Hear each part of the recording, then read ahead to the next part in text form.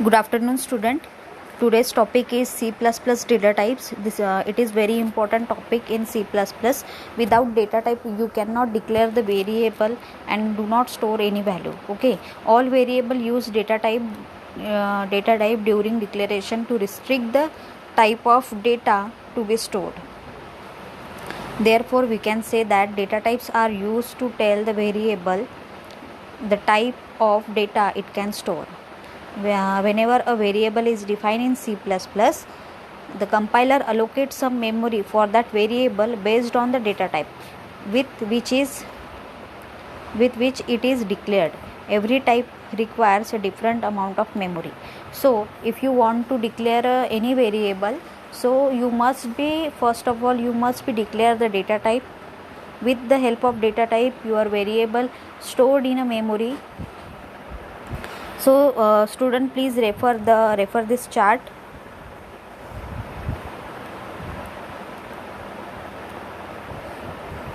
Data types in C++. So first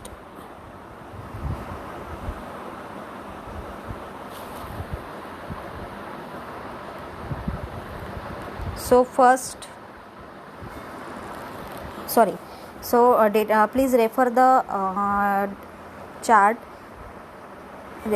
of data types. The first data type group is primary, then second is derived, and third one is the user defined. These are the types of data type. So first one is the integer, character, boolean, floating point, double floating point, void, and void character. So these are the data types in C++. And then second type consists of function, array, pointer, reference. These are the derived data type. And third one is the user defined data type: class, structure, union, enum, type def. This is the user defined data type. Data types in C++ is the mainly divided into three types. First one, primitive data types. These data types are built-in or predefined data types and can be used directly by the user to declare a variable. For example, int, char, float, bool. This is the primitive data types available in C++.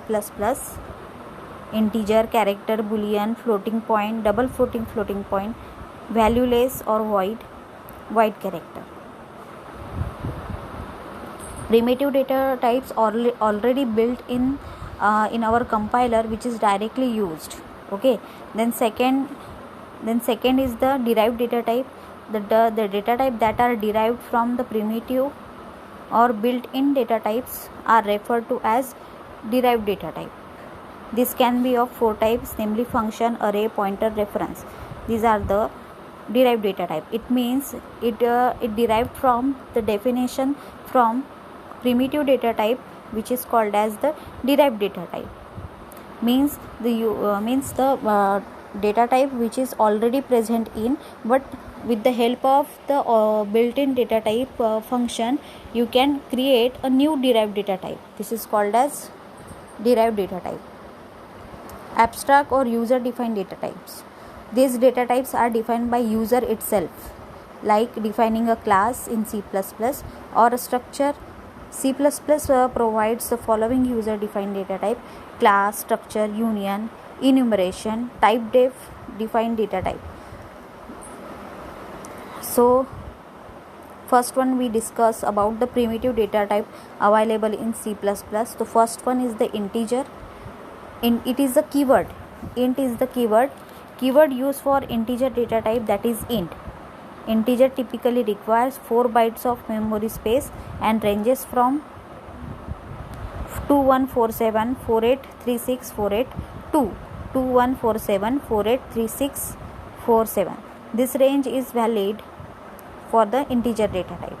Then second, character data type is used for storing character. Keyword used for character data type, that is char. Character typically requires 1 byte of memory space and ranges from -128 to -127 or 0 to 255 character. So in integer data type, it is used the integer value, that is It is consist of 0 value, 0 to 1, or 0 to 1, negative value, point value also considered in integer.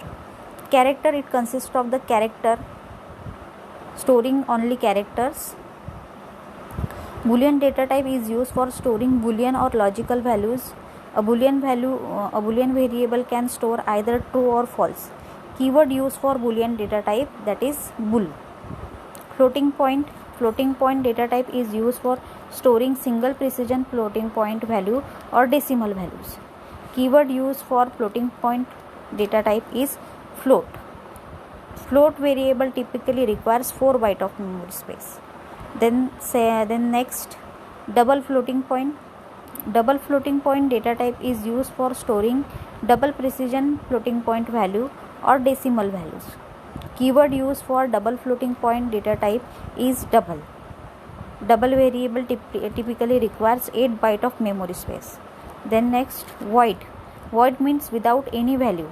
Void data type represent a valueless entity. Void data type is used for those functions which does not return any value, which is very important.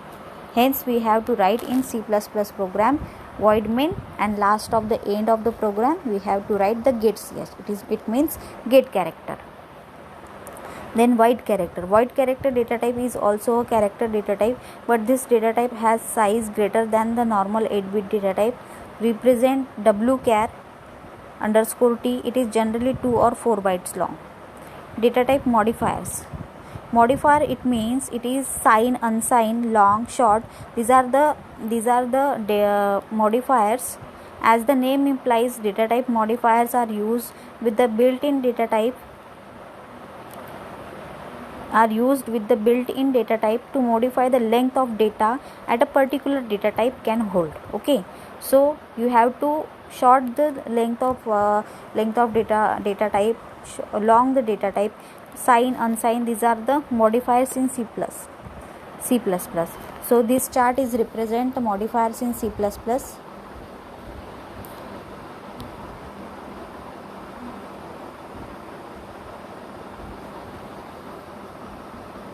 So first is the sign. Sign consists of integer, sign char, long prefix sign, then long integer also used, unsigned integer, unsigned char, long integer, long double, short integer. Data types modifiers available in C++ are sign, unsigned, short, long. Below table summarize the modified data size and range of built-in data types when combined with the types of modifier. So why we are use the modifiers in C++? Because the output ranges, or we have given the any input to the data, any variable, so it range or its size becomes very large. So whenever this condition you have to solve, you have to use the modifiers for exceeding the data type size. So below table summarize the modified size and ranges of built-in data type. So first one is the short in. Size of short in 2 bytes and ranges -32768 to 32767. So then next, unsigned short in. This is the 2 bytes and short in, unsigned short in, and ranges from 0 to 65 535. Unsigned in, so unsigned in 4 bytes and ranges is as shown. Int, integer data type, that is the 4 byte. 4 byte means you have to know the 8 bit means 1 byte. So 4 byte you have to calculate it. So integer, the ranges is as given. Long int, the size is 8 byte and ranges is as follows. Unsigned long int, this is the 8 byte and range as given to you. Long int, this is the 8 byte and ranges is also given to you. unsigned long int, this is also 8 byte, and ranges is also given to you. Sign char, this is the 1 byte, and ranges is -128 to 127. Unsigned char, sign char, unsigned char. Unsigned char is the 1 bytes and 0 to 255 character.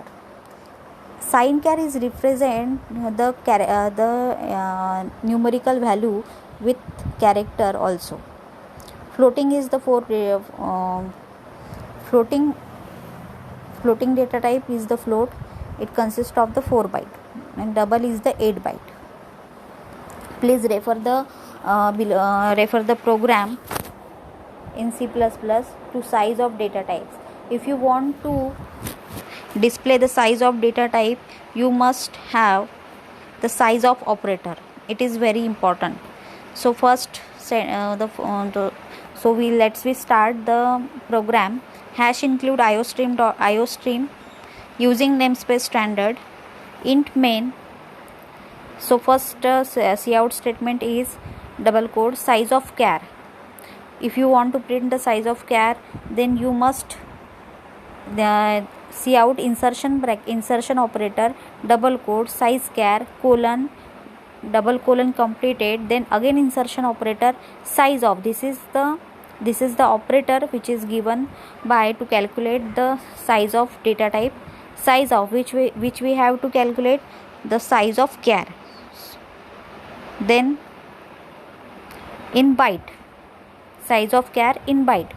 Suppose then next statement, size of int means integer.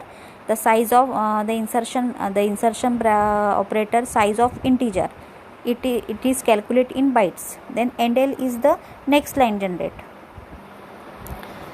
So then we have to calculate the size of short int, size of long int with the same procedure as given. Size of signed long int, size of unsigned long int, size of float, size of double, size of wchar. So this is the built-in data type. Though the compiler also given the byte of the data. So first please see the output of the program. Size of char 1 byte, size of int 4 byte, size of short int 2 bytes, 1 byte, 4 byte and 2 byte.